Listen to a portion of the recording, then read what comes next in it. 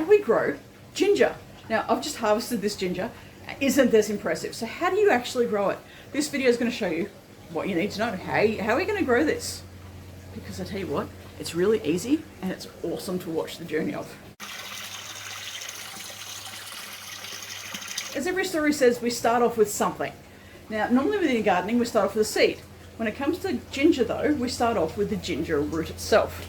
So you can pick this up at most stores. And what we're wanting is we're wanting a piece that's about this side, so I can actually use these two on this side. And what we're wanting to see how we've got a little bit of a nodule here, a little bit of a lump. That, once I plant, that is going to shoot up and become a shoot, and then some leaves, or a stalk, and then some leaves. And you can actually be using the stalks and the leaves in your cooking, just saying. But if you cut them all off, your plant's not going to grow, so you kind of got to find that right balance. Instead of the seed, we're using the actual ginger root. I just said that. But what it means is that the nutrients to grow that ginger plant is in this root as it is. So you want to make sure that you've got a good knuckle of the ginger root. So 5 centimeters by 3 centimeters is that centerpiece. But more specifically, I want to make sure I've got some shoot options, so the nodules here. And what happens is that it ends up becoming like this. So I had all of the stems coming up from here, which is where I broke it off. And we can see all of that was one ginger root. That is pretty cool. So we can see, let's look for some nodules. Nodules, yep. If I let this sit, that would actually start sprouting. If I didn't do anything with it, it will start sprouting. Another one here, here. So it works really well. Needs full sun. Needs to be planted in the soil because it's the root structure that grows. So this is what we need to have in the soil. So plant that nodule in your soil. I would say if you're going to use a pail like this is a 10 litre. You could do a 10 litre, you could do a 20 litre pail. But I personally only ever do one root or one plant of turmeric or ginger, in this case, in each bucket. Now, I do them in my wicking beds, but if I was going to do it in containers, one per container, gives it enough room, make sure that it's got enough nutrients. So you need good fertiliser, and fertilising at the start of the season when it goes in there is usually all you need to do, unless your soil that you're popping isn't great. If it's not great, you're going to need to fertilise throughout the season. Full sun, good watering, and let it do its thing. But it does need about 9 months to grow. 9 months. It takes a while to grow. So again, I plant these, the nodule, the root, I plant that in September, and come June the next year, I'm harvesting everything. This is one of the reasons I don't pop it in my aquaponics system, because I like to grow faster growing veggies or herbs within my aquaponics system, and the slow growing things I grow in wicking beds. So let's actually see, how do we grow ginger? Well, look at that. How pretty does that look? Lots and lots. And we can see I've still got this big one here. Ginger's awesome when we think about how it grows. So from the one root, and we're in my wicking bed at the moment, it's going to grow pretty much along the wood. And obviously it could grow that way, it can grow, any of the multitude of ways. But that's how much space you need to easily allow for there to be the growth in the growth. It's not like turmeric, which is very much like a bucket, and it will grow hands and grow out and grow down and around. And you need to allow that whole 30 centimetres space. Ginger, I've had ginger harvests that have gone across the entire wicking bed, which is 50 centimetres. And I've had some that are half that, and then I've had some that are only, 10 centimetres. You've got to allow space, but if you think about a piece of wood, and what I've done is I've allowed effectively 2 pieces of wood, so this is 10 centimetres. I've allowed 20 centimetres, and then I've planted alternatively. So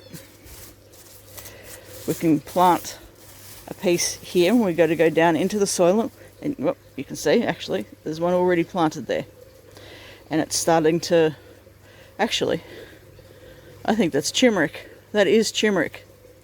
How can I tell? Because it looks different. It looks like a turmeric root and rhizome. So we're not planting it there because might as well leave it. I planted in this bed last season turmeric and ginger, and while this year I then replanted just ginger. Anything that I missed, for instance, we have turmeric coming up. Very, very simple to grow ginger. You want a hole that's about 10 centimeters deep. That's it. You want to make sure there's room for it to be able to grow on the different sides. We can see this one has already got its nice little node, so that's where the stem is going to come up from. So I am literally popping in there, stem up, and burying it. That is how hard it is to bury ginger. A little while later we see all of these beautiful ginger stalks coming up. You can see different shaped flower leaves and the strong stalks popping up. Now don't forget, as the plant keeps growing, you can actually eat the leaves. Now, if you're just after the root itself, then you leave it alone. But you can start ripping and taking off the leaves. You can even eat the shoots. But I kind of think what's the point, but it just depends on what you're doing. So every part of the ginger plant is edible. How cool.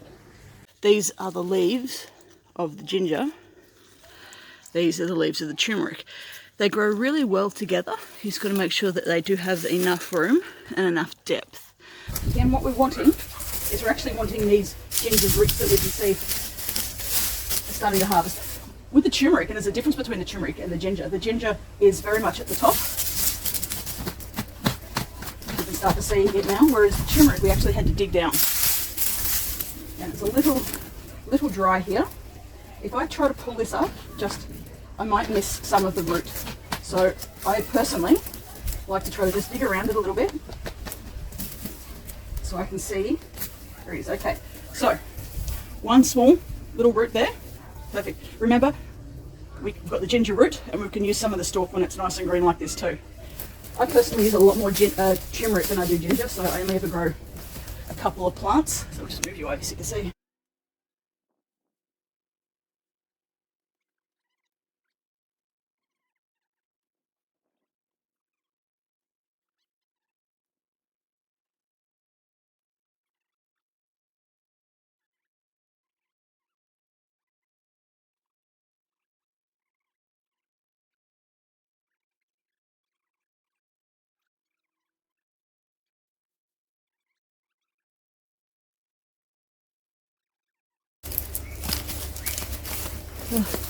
Time flies. You can often forget when you're gardening, hey? Alright. Let's see, can we lift it all out in one go? You know what? Succeeded! Yay! Check that out. Now that's a piece of ginger. Right, so one of the best things for your ginger is to grate it up. Whether you're going to have it fresh or whether you're going to freeze it, or even if you're going to dry it, grating it up is the best and easiest option. You can also just skin it, peel it, that's the word. You can peel it, cut it up and pop it in the freezer if you're going to just pop it into a soup or a stew or something like that. But if you're wanting to just use bits of it, so very much like our crushed garlic or our crushed ginger, grating it is the easiest option. Don't forget to keep some of your ginger to replant next year. Well, next season. And make sure you got it so that you got some nice little points where the shoots are going to come up. Nice little nodes. There we go. Nice one right there.